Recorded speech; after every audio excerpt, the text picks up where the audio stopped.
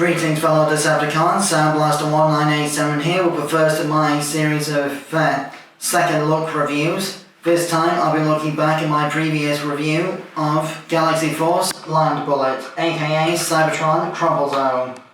I reckon this guy could have easily received a new Voyager or even Leader class toy in the Velocitron sub-series of the Legacy line, especially if they retooled the Prime RC mold into Ransack to go with him. I mean, we got Override, didn't we? And there are rumours of Cybertron Hotshot coming out next year, so fingers crossed for more Velocitron type figures in future. And speaking of characters from other franchises, Crumplezone / Landbullet here, in my opinion, is the inspiration for Bulkhead from Transformers Animated and subsequently Transformers Prime, due to him being a big green bruiser with gorilla arms and an underbite jaw thing going on, which is exactly how Bulkhead was depicted in Transformers Animated at least. In Prime he was a lot more of a rough and tumble warrior, but in Animated he was a lot more of a gentle giant, clumsy but well-meaning. Whereas, of course, Crumplezone here was comic relief for the Decepticons because he and his buddy Ransack never actually got anywhere with their combat skills because they kept getting blasted into mid-space by Optimus Prime in a reference to the Team Rocket blasting off again gag from Pokemon. But without any further ado, Crumplezone here, as you can see, is a freewheeled sort of Cybertronian or Velocitronian dragster vehicle. I can easily see this being retooled into either the 2004 Batman-style Batmobile type vehicle, or Batwing at the very least, which could then be retooled into maybe Bane or one of the other villains as like a stolen, repainted copy of Batman's vehicle. Or it could easily be redone as, well, it already has been redone as Optimus Primal for the BotCon 2006 Dawn of Futures Past set, with a new head and a black and grey colour scheme with a few red and white highlights.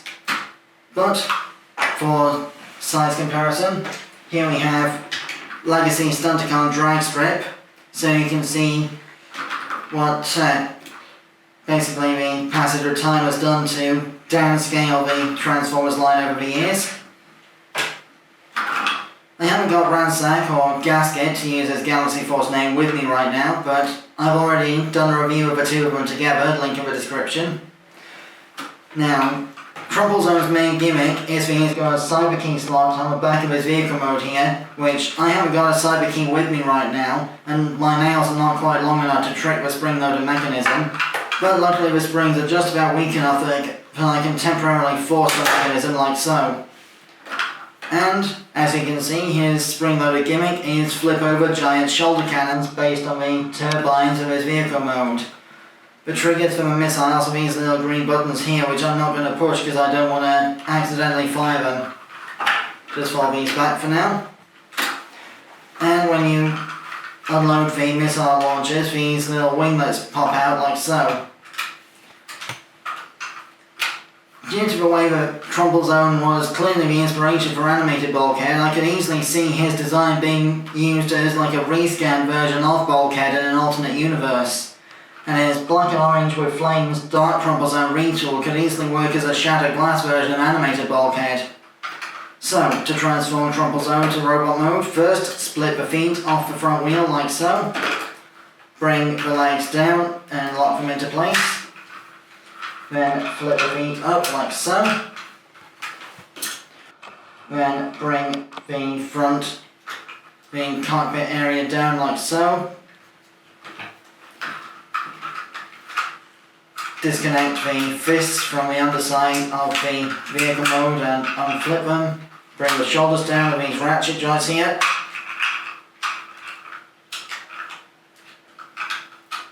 Make sure everything is pointed the right way for the joints and such.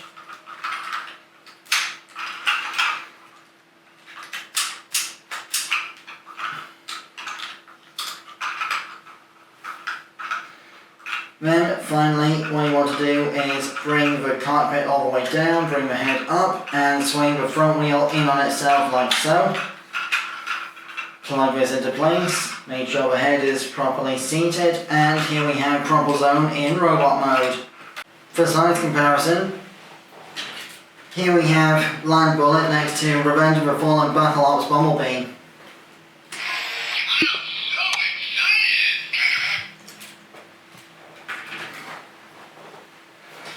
Articulation wise, Crumplezone here has a 360 degree swivel at the neck, no ball joint because of the fact that he's an Ultra class or Voyager class Cybertron figure, so that kind of neck movement wasn't exactly a thing back then. Although, because of the little exhaust pipe type details around the back of his jaw, you can technically puppeteer him a little bit. Much like TJ Omega did with Kiva Bat the Third in his Kamen Rider Kiva Belt review. Then you've got 360 degree ratcheted shoulders, plus you can technically ratchet them up a little bit for outward movement because of a transformation joint. Then, even when you've got them ratcheted up like this, there's a little bit of a hinge just here as well. Then you've got a bicep swivel, and just under 90 degrees elbow bend because of the way the plastic's been cut, and the rotation below the elbow joint as well. No wrist swivel, but you can hinge the wrist inwards for transformation. Be careful not to pinch your fingers trying to get these joints working though, because these ratchets are strong.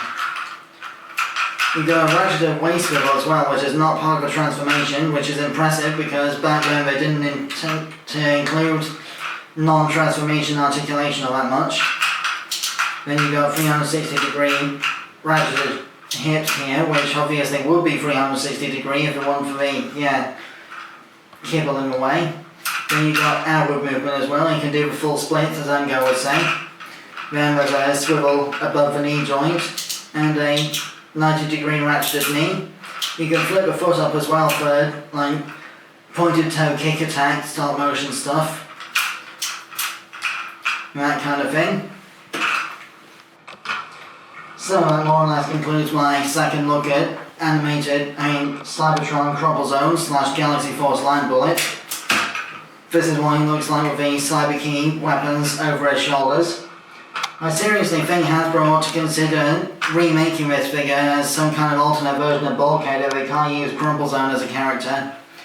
And then maybe reworking the dark Crumplezone colours from his black and orange repaint as Shattered Glass Bulkhead. So, with that said, I've been Sandblaster1987, thanks again for watching. My next second look review will be Transmetal Tarantulas from the Beast Wars line, but until then, my next review overall will be a LEGO Christmas tree set. I don't know the exact set number or designation right now, but it's the little centerpiece Christmas tree you can make that's about this big, and it's got a little rotating thing underneath it that's supposed to be like a train going around the bottom of a tree kind of thing.